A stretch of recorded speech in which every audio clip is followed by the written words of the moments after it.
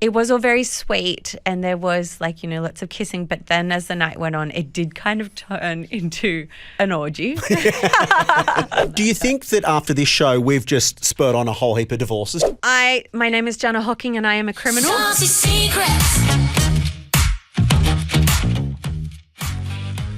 This is, without doubt, the sauciest couple of hours of your entire week. We are back. This is Saucy Secrets, joined by sex and dating columnist Jana Hocking. Jana, hello. Hello. It's been a very quick week. Yeah, I was going to say it's been the same amount of time between every time that we catch up. I've got to say as well off the bat, a big thank you to the legends at Juju. And I do love, this is on YouTube, like, subscribe, obviously, that you've couple dressed with the We Vibe temp, which is really nice. I'm glad that did you preempt that? Was that a plan? I didn't mean to, but I'm really chuffed about it. No, it's I'm going good. to put it on my Instagram. Can you do that moving forward? You're gonna couple dress with every We Vibe product that we have to give away on the show? Well, it basically is my fill-in boyfriend, so sure. Sure.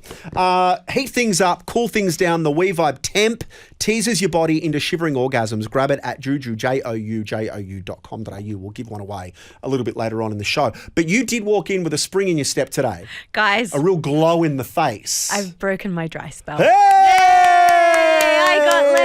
got laid. Everyone else is turning their heads. They're not really that interested. How long was the dry spell? Oh, it was a long one. It was 3.5 weeks between shags. And That's not a dry spell. that is a dry spell for me. Normally it's a monsoon. But yes, I did get laid. So happy days. Well done. I think it's going to be a great show. Years ago, I first interviewed Genevieve from Skirt Club. She's the creator. When I kept getting all these messages from women on my Instagram saying, oh my God, you have to interview this woman. She's created this underground club just for women who want to explore their sexuality. And so I made it my life mission to find Genevieve, track her down and ask her every question under the sun. That was about 5 years ago, and Skirt Club has since gone wild. So she's joining us on the show today to tell us all about it. Welcome, Genevieve. Well, thank you for having me on the show. Lovely to see you again, Jana. How are you doing? I'm very well, and thank you for joining us. You're in Paris, is that right? That's right. I'm here to host Skirt Club Paris on Saturday night, so I'm in town. Oh my gosh. Okay, so how would you summarize Skirt Club and what made you create it? Okay, well, Skirt Club is a community for bi-curious or bisexual women, maybe also questioning and unsure yet. And yeah, it's a really safe place for women just to develop their own way, find their own journey, understand their own bodies. And I created it now 12 years ago. It's really flown by the time, and we're quite global. We're in 36 cities, originally from London, and we're in Australia too, Brisbane, Sydney, and Melbourne. Wow, I did speak to a woman from Brisbane who is a big fan of Skirt Club, and she had a wonderful time there. But I'll get into that a bit later, but what can someone expect? So say a woman's listening at the moment and always, maybe she started watching lesbian porn and went, oh, maybe I'm a little bit curious. If she was to turn up to one of these clubs, what can she expect? Yes, well, actually, watching lesbian porn is definitely an indicator that you might be have a fantasy to explore. We know that a lot of women do watch lesbian porn. I think the stats are around like 90% of lesbian porn watchers are female. So, what can she expect? Well, Skirt Club parties very soft and sensual. You're welcomed by a team of women who have been in your shoes, and the party is generally themed. Web of Desire is the theme we're using coming up in Australia next in December. And there's a dress code, there's champagne flowing, there's typically about 50 or so other members who join, and we play games, lots of icebreakers to get women to know each other a little better, and then the night is yours. Typically there's a burlesque performance of some sort, and really it's your night to discover yourself. There's no pressure, of course.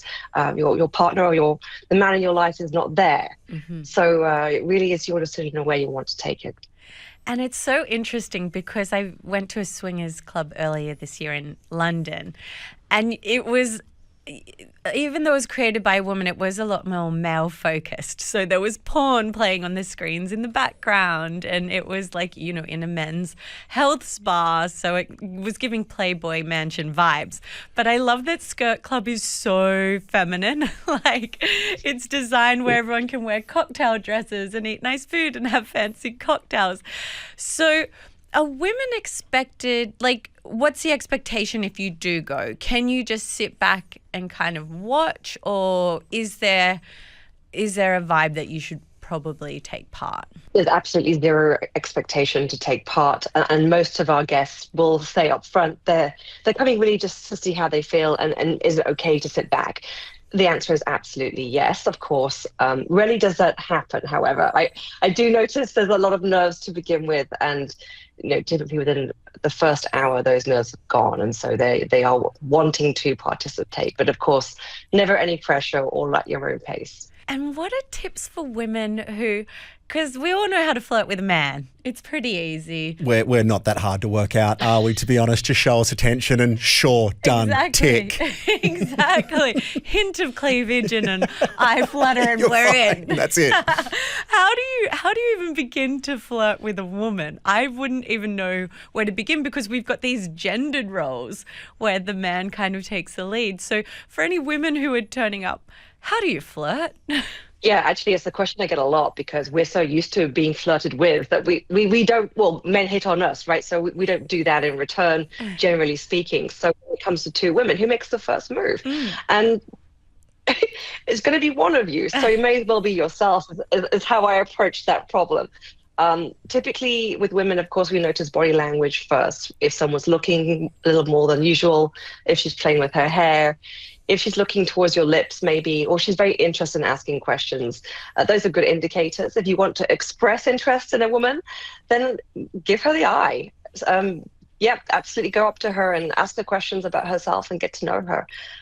You may even tell her you like her. And as we encourage at Skirt Club, consent is always paramount. Ask her if she'd like to kiss you. It's very sexy. The woman I spoke to who went to the Brisbane party, she's been to a couple now, she said that a lot of the women there have husbands, and she had a husband. And so when she heard about Skirt Club from my article, thank you very much, she said that she actually said to her husband, I've always wanted to explore this. Would you mind? And he said, go right ahead. And then she said it actually made their relationship stronger. Is there a lot of married women at these events? Yes, absolutely. And I don't have a concrete number, but it's around 70% of our members who either have a male partner or a husband. And this is something typically she's trying for the first time within the boundaries of their relationship. So there's an agreement to open up a little, and this is her way of experimenting that he feels safe with. And the fact that there are no men allowed at Skirt Club, quite strictly, a lot of husbands and male partners feel safe with that. What was it like when you first started this? Because obviously at the time there was nothing like this around. Did it pick up quite quickly? Did it take a long time? How did you get the word out that I'm trying to put a business and a night like this together? Yeah, this was all serendipity in many ways, because, I started this purely for passion. I did it at the weekend in London, where I was working in corporate life, and this really was my way of balancing to have fun at the weekend. I also wanted to meet other bi women, and it was really hard at that time, like 2013, 2014, for women to own a label like bisexual. There's a lot of stigma attached to it. Often, bisexuality was assumed to be hypersexual or greedy or undecided or on your way to be gay. There was no real definition or appreciation for what it meant. So, it came from a place of pure love for other women and wanting to give them safe spaces.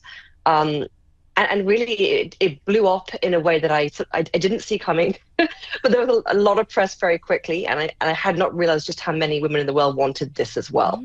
And so what I thought would just be a bit of a passion project for my London weekends, it turned into a global business through word of mouth purely, and a lot of press.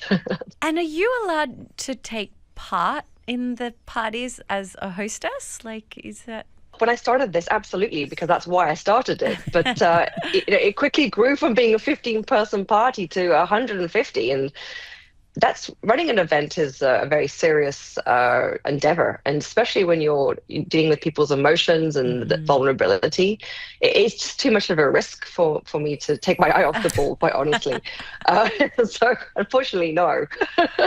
Wow. And have you seen any jealousy? Like, I'm sure there's actually been relationships that have started at Skirt Club. Have you ever seen like any cat fights or anyone get jealous because another woman's paying the girl that she likes attention? Well, I've had couples attend, lesbian couples come to Skirt Club, and 9 out of 10, that's not worked out very well. I always be very clear about them arriving with their boundaries straight before they engage in any kind of play.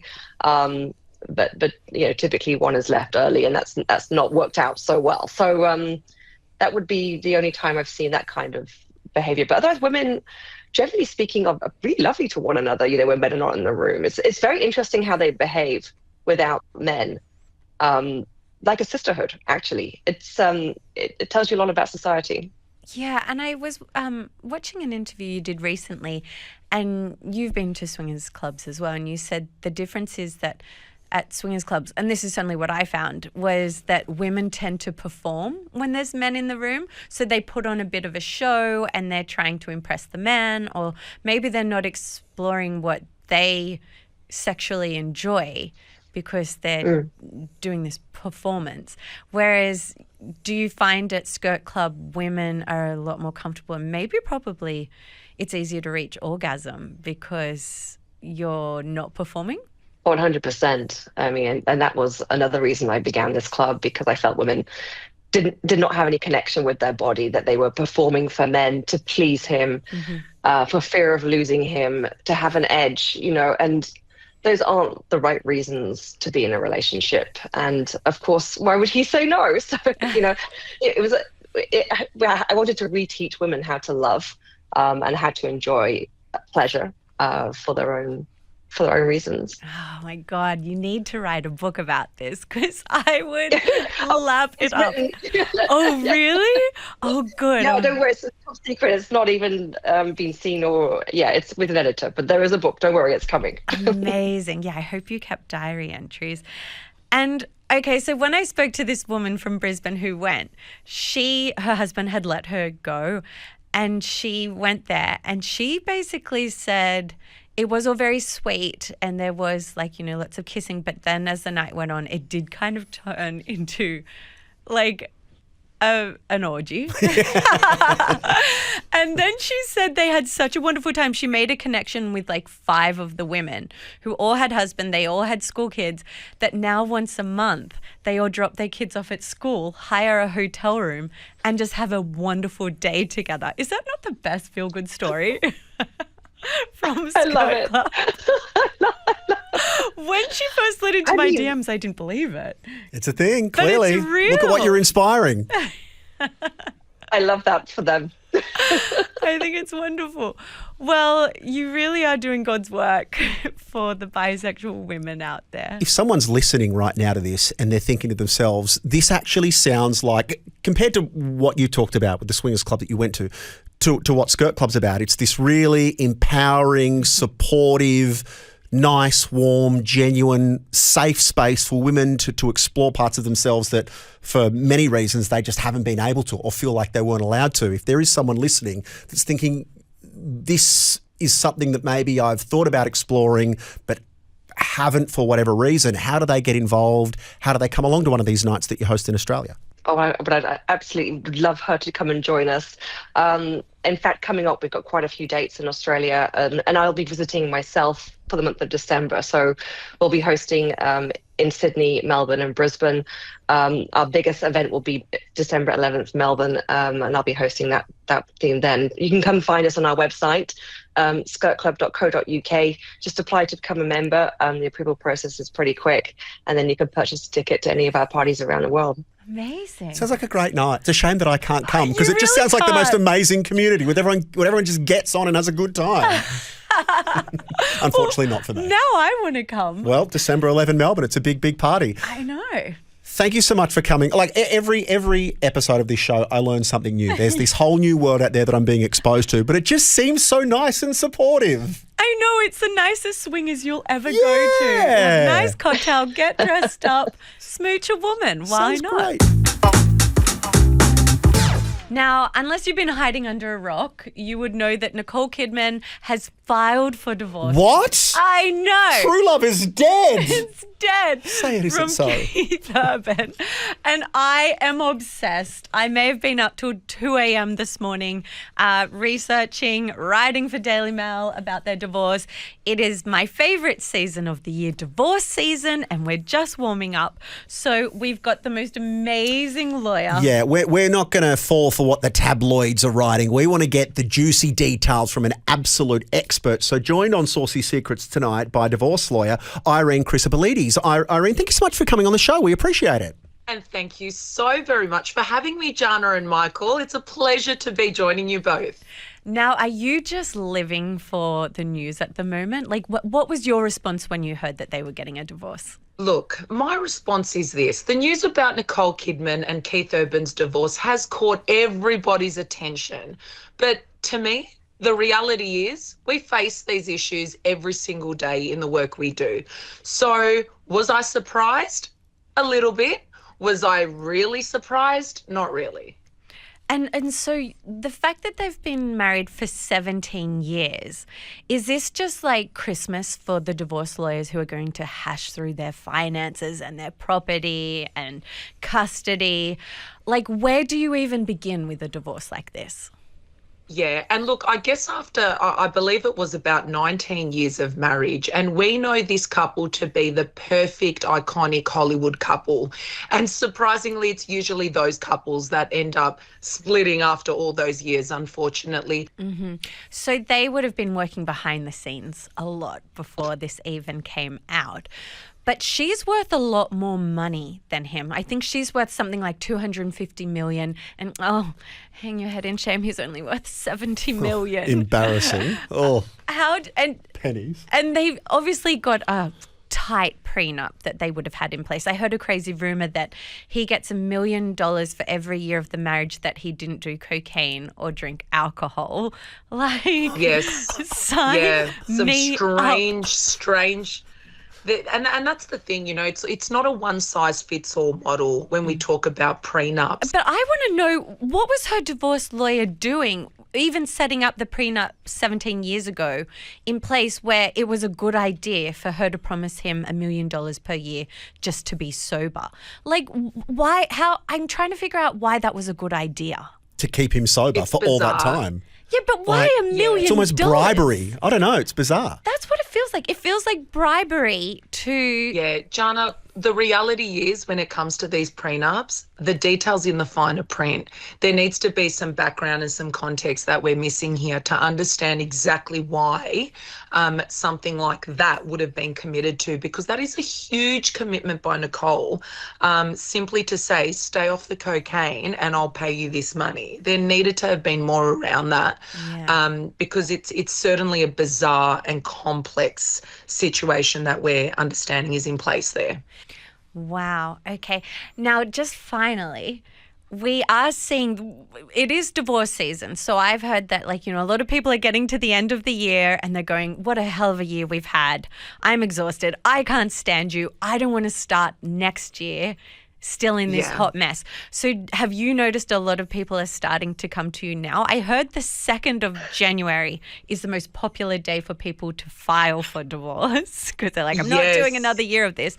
But are you noticing now people are really warming up and like you've had an uptake in business? Oh, yeah. I notice it in the gym when you see all the new people walking through the door getting bikini body ready. Yes, that's so true. That's so true. And Actually, you're I need to thinking, start what's going going on here? Everybody's getting ready for summer. There could be something going on at home. But yeah, look, it's unfortunate. But the reality is, as we head towards the end of the year, people are starting to think exactly that, Jana. I'm not going into another year of this BS. I'm going in with a fresh slate, and people are starting to feel more empowered to make those courageous decisions around this time of the year. So yes, we are definitely seeing an increase of people seeking out advice. And that goes back to what we were saying earlier. If you are someone who is thinking about where your life's going in terms of your marriage, your relationships, get some legal advice. You don't need to tell your partner that you're seeking out that advice.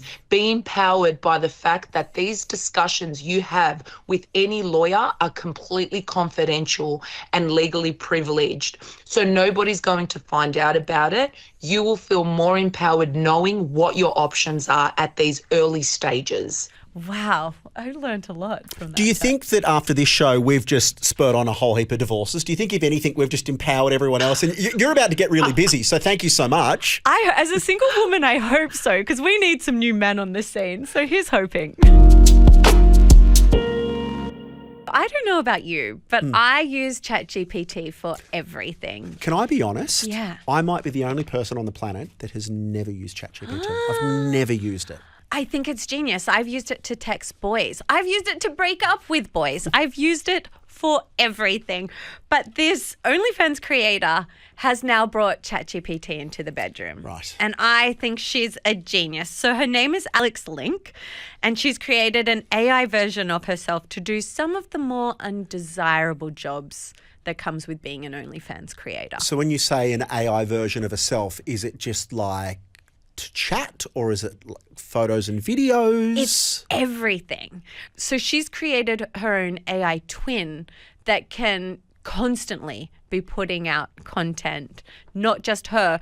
And the stuff that she doesn't feel comfortable doing, she'll get her AI twin to do it. So does the person who's making the request know that it's her, or do they know that it's the AI twin, or they've got no idea? I think a bit of both. I think she can say, so say Trev.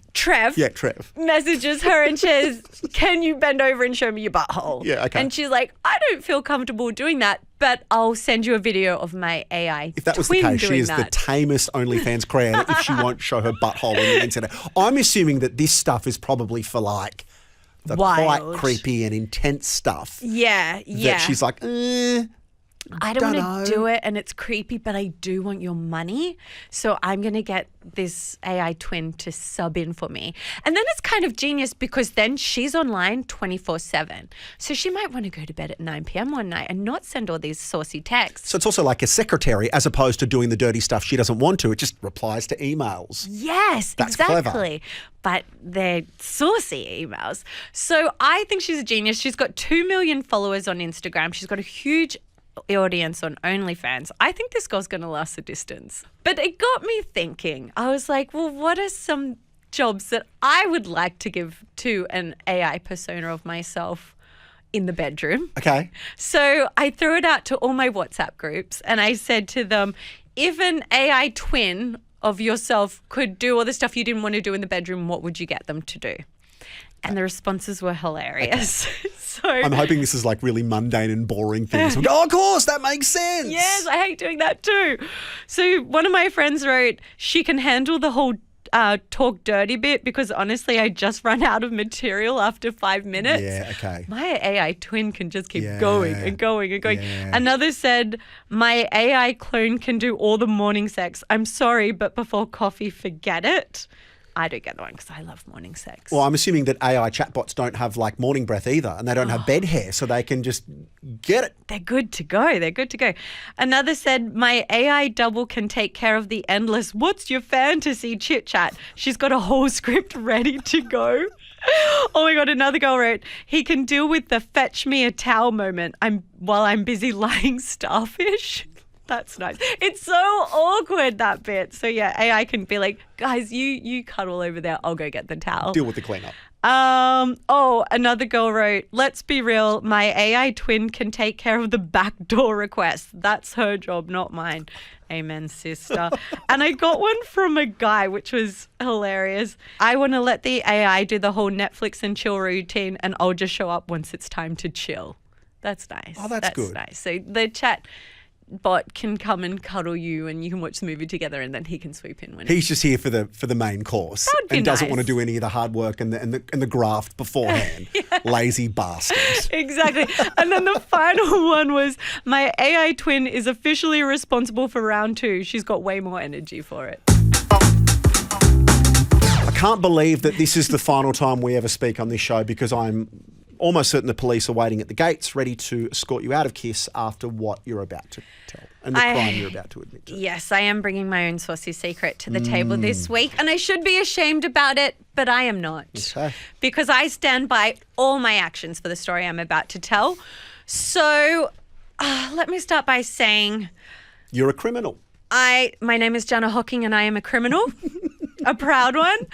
I broke into my ex's house one night, went through his phone, deleted I call them chelfies, which were selfies of my chest, Okay. my boobies, All right. and then I commando rolled out of It's a there. much nicer way of saying tit pic, isn't it? It is, Chelsea. It is. A chelfie. I think it's classy. Yeah. It's a classy You're a way classy of saying gal. tit pic.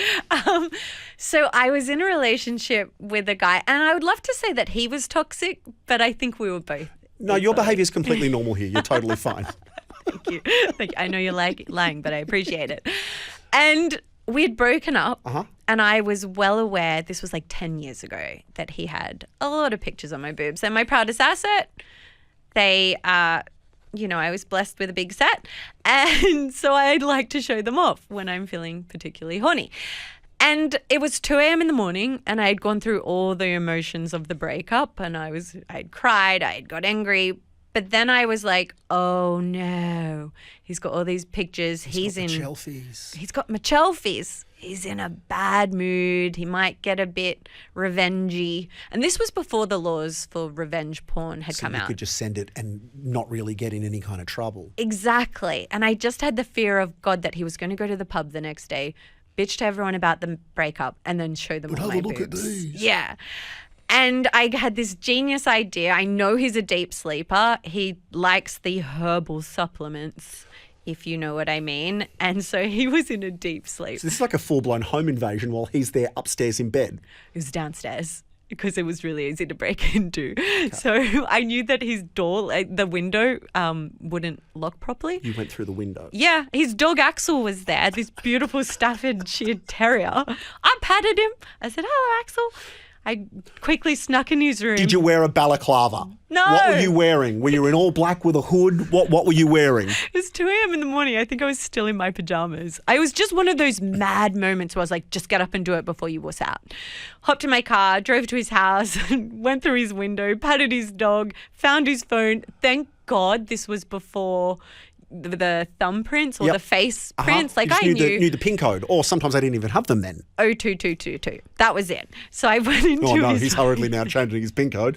What's his name? Well, we'll just completely expose him while we're going. We know his dog's name, his phone PIN code. What's his address? I'm already going to jail. It is, no, just joking. So then I went through his phone, found all the pictures, deleted them. And here's the tip, girls. You don't just delete them, you delete them from the deleted folder Yes. as well. I ain't no Yes. rookie. This is not my first time. Deleted it from that, strutted on out, went back through the window, drove home, had the best night's sleep of my life.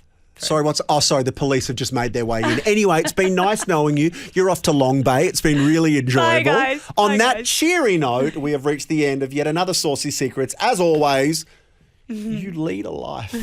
You lead a life. I don't realize I do until I see your face during this entire show and go, oh, yeah, You that think is it's a bit normal, which is extreme. the funny part. Oh, yeah, I broke into my ex's house, and that's a totally normal thing. And I'll do it again. Anyway, Saucy Secrets live from Maximum Security next weekend. Don't forget, if you're on YouTube, like, subscribe, share, tell your mates, and we will talk to you next week. Hopefully see you next week.